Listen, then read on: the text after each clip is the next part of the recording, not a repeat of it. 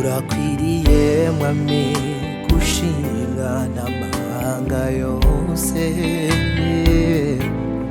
kubw'imirimo itangaje wakoze mu buzima bwanjye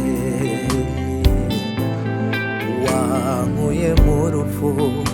ubwo nari ngiye kurimbuka wankuye mu rupfu ubwo nari ngiye kurimbuka urakwiriye mwami gushimwa n'amahanga yose kubw'imirimo itangaje wakoze mu buzima bwanjye wankuye mu rupfu ubwo nari ngiye kurimbuka wankuye mu rupfu ubwo nari ngiye kurimbuka nanjye nzahora nanjye nzahora natura muri Mana ibihe byose mwami w'abami nanjye nzahora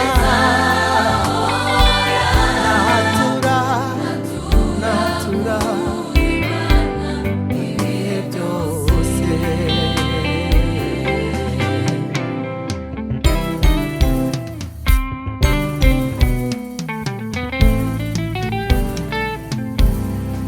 ubwo habaga inama yo gushaka uwancungura mw'ijuru bagiye impaka habura n'umwe wanyitangira ariko wowe Yesu waramanutse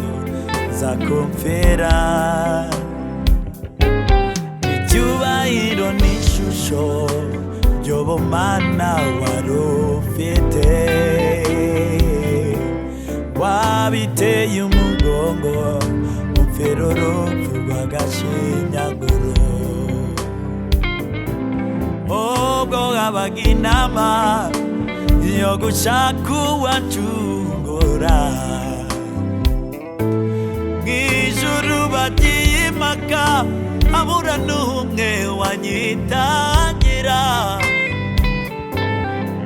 ariko wowe Yesu waramanutse uza kumfira icyubahiro n'ishusho ry'ubumana wari ufite wabiteye umugongo umfira urupfu rw'agashinyaguro